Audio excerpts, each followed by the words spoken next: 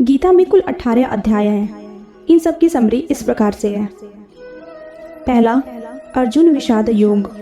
युद्ध के मैदान में अर्जुन देखते हैं कि सामने कौरवों की सेना खड़ी है। उस सेना में उनके आगे उनके संबंधी, मित्र, रिश्तेदार, गुरु आदि हैं जिनसे उन्हें युद्ध करना था। अर्जुन कहते हैं, मैं इनकी हत्या कैसे कर सकता हूँ। यह सोचकर अर्जुन शोक और ग्लानि से भर उठते हैं। वह अपना धनुष नीचे रख देते हैं और अपने सारथी भगवान श्री कृष्ण से पूछते हैं, मैं अपने लोगों से कैसे युद्ध कर सकता हूँ। यह कहकर वो असहाय मुद्रा में रथ की गद्दे पर बैठ जाते हैं। दूसरा अध्याय, शांख योग। श्री कृष्ण अर्जुन से कहते हैं कि क्यों व्यर्थ की चिंता करते हो। आत्मा तो अजर अमर है, वह कभी नहीं मरती, सिर्फ यह शरीर मरता है। यह संसार और इसके लोग तुम्हारे बनाए हुए नहीं हैं। इनके मोह में क्यों बंध रहे हो, इनके खो जाने का क्यों शोक कर रहे हो। ये सब तो पहले ही मर चुके हैं और कई बार पैदा भी हो चुके हैं। तुम्हें सिर्फ धर्म की रक्षा के लिए युद्ध करना है, यही एक क्षत्रिय का कर्म है। यह सुनकर अर्जुन श्री कृष्ण से कहते हैं कि अभी भी उनके मन में बहुत से संशय हैं और उन्हें सब कुछ विस्तार में बताइए। तीसरा अध्याय, कर्म योग।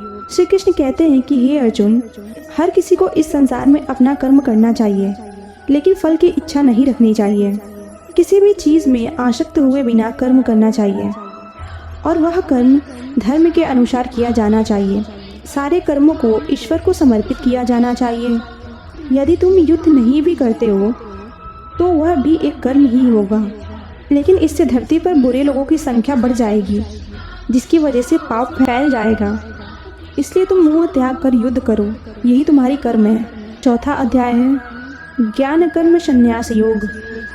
इस अध्याय में भगवान श्री कृष्ण ने गीता का पौराणिक इतिहास बताया है। सबसे पहले उन्होंने गीता का ज्ञान सूर्य भगवान को दिया था। उसके बाद उन्होंने अपने शिष्यों को दिया और यह आगे चलता गया। भगवान कहते हैं कि जब जब धर्म का नाश होता है वे अवतार लेते हैं, पापियों को दंडित करते हैं, लेकिन जो उन्हें समर्पित हो जाता है उनकी रक्षा करते हैं। यह युद्ध उनके द्वारा ही रचा गया है ताकि पापियों को दंडित किया जा सके। पांचवा अध्याय, कर्म संन्यास योग। श्री कृष्ण कहते हैं कि संन्यास का मतलब है संसारिक वस्तुओं से विरक्त होकर ईश्वर की उपासना करना। लेकिन संन्यास लेने के लिए हर किसी को वन दमन की जरूरत नहीं है। अपना कर्म करते हुए यदि भौतिक सुखों के मोह भंग कर लिया जाए तो भी मनुष्य ईश्वर को प्राप्त कर सकता है। अध्याय 6, आत्म संयम योग या ध्यान योग। ध्यान करने से मनुष्य अपनी इंद्रियों पर काबू पा सकता है। बाहर की चीज़ों से ध्यान हटाकर सिर्फ परमात्मा पर ध्यान करना चाहिए। निरंतर अभ्यास करते रहने से ध्यान करने वाला योगी बन जाता है। उसे सच्चे सुख प्राप्त होने लगते हैं। उसे किसी भी चीज़ की चिंता और डर नहीं रहता। वह ईश्वर को समर्पित हो जाता है। ध्यान की आखिरी अवस्था समाप्ति होती है। इस अवस्था में पहुंचकर योगी को ईश्वर के दर्शन होते हैं। सातवां अध्याय, ज्ञान विज्ञान योग। श्री कृष्ण कहते हैं कि ब्रह्मांड की हर चीज़ उनकी ही बनाई हुई है। हर चीज़ में वे विद्यमान हैं। सूर्य, धरती, ग्रह, नक्षत्र, तारामंडल, ज्ञान विज्ञान, इंद्रियां, सुख दुख, पाप पुण्य आदि सब उनके बनाए हुए हैं। जो मनुष्य इस बात को ज्ञान के द्वारा समझ जाते हैं वे ईश्वर को समर्पित हो जाते हैं, जबकि जो संदेह करते हैं वे संसार की भौतिक वस्तुओं को समर्पित हो जाते हैं और यही उनके दुखों का कारण बन जाता है। उन्हें कभी वैकुंठ मोक्ष प्राप्ति नहीं होता और बार बार मृत्यु लोक में जन्म लेना पड़ता है तथा सांसारिक दुख भोगने पड़ते हैं। अध्याय 8, अक्षर ब्रह्म योग। इस अध्याय में भगवान श्री कृष्ण अर्जुन को ब्रह्मा और आत्मा आदि के बारे में बताते हैं। श्री कृष्ण कहते हैं कि अहम ब्रह्मास्मि, अर्थात मैं ही ब्रह्मा हूँ। और चूंकि मनुष्य की आत्मा भी ईश्वर का ही भाग है, इसलिए मनुष्य भी ब्रह्मा ही है। मनुष्य इन बातों को नहीं जान पाता क्योंकि उनकी बुद्धि पर मोह माया का पर्दा पड़ जाता है। साथ ही श्री कृष्ण बताते हैं कि बाकी सारी देवी देवता भी कृष्ण द्वारा ही बनाए गए हैं। उनकी पूजा करना भी परम ब्रह्म यानी श्री कृष्ण की पूजा करना ही है। मृत्यु के समय जो श्री कृष्ण का ध्यान करते हैं और कृष्ण को भोजते हैं उन्हें भी मोक्ष दे देते हैं। अध्याय 9, राज विद्या राज गुहा योग।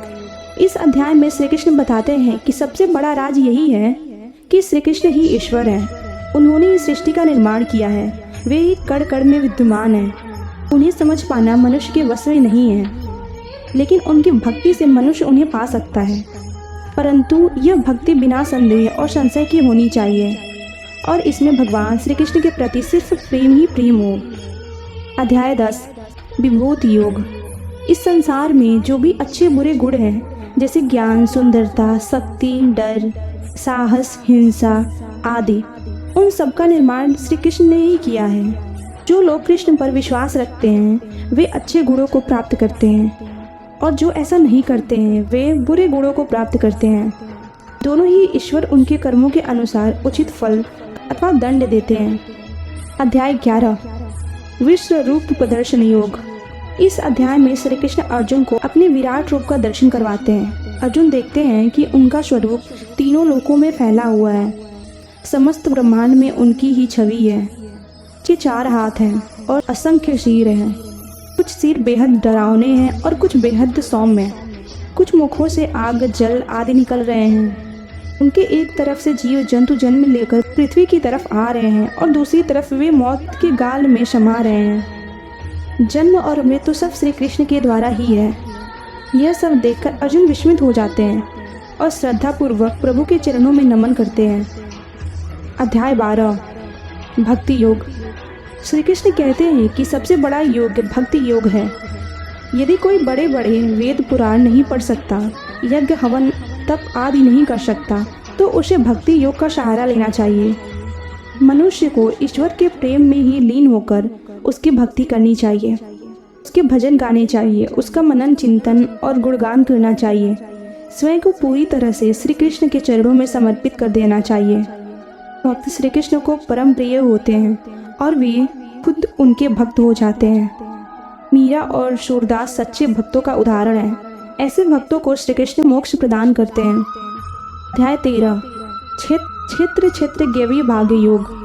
जो व्यक्ति शरीर, आत्मा, परमात्मा और ज्ञान के रहस्य को समझ जाता है वह इस संसार के बंधनों से मुक्त हो जाता है। आत्मा में ही परमात्मा का वास होता है, क्योंकि वह उसी का भाग है। लेकिन अज्ञानवश मनुष्य उसे समझ नहीं पाता, इसलिए पहले ज्ञान हासिल करना चाहिए। ज्ञान का मकसद उस परमात्मा को समझना है, लेकिन इसके लिए मनुष्य को सदाचारी बनना चाहिए, अन्यथा उसमें अहंकार हो जाएगा। फिर वह इस रहस्य को समझ नहीं पाएगा और परमात्मा को अपने भीतर खोज नहीं पाएगा। अध्याय 14 गुणत्रयीय भाग योग। इस अध्याय में श्री कृष्ण ने 3 गुणों के बारे में बताया है। ये 3 गुण हैं सात्विक, तामसिक और राजस्विक। सात्विक लोग शाकाहारी भोजन करते हैं, सादे वस्त्र धारण करते हैं, बातों से मृदुल होते हैं, वह ईश्वर की भक्ति करते हैं। मृत्यु के बाद वे मोक्ष प्राप्त करते हैं।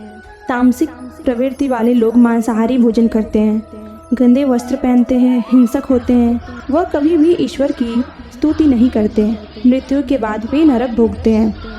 राजस्विक लोग भोग विलास में रुचि रखते हैं। इनमें दोनों के गुण होते हैं। मृत्यु के बाद उन्हें कर्मानुसार स्वर्ग व नरक दोनों मिल सकते हैं। अध्याय 15 पुरुषोत्तम योग। वेदों के सारे ज्ञान का यही निचोड़ है कि मनुष्य को मोह माया का त्याग कर खुद को ईश्वर के चरणों में समर्पित कर देना चाहिए। यही सबसे बड़ा योग है। मोह माया के कारण मनुष्य ईश्वर को प्राप्त नहीं कर पाता है, क्योंकि उसका मन धन व अन्य भौतिक चीज़ों से प्रेम करने लगता है। इससे वह ईश्वर प्राप्ति के मार्ग से दूर हो जाता है। उत्तम पुरुष वही है जो मोह का त्याग करके खुद को ईश्वर की भक्ति में समर्पित कर दे।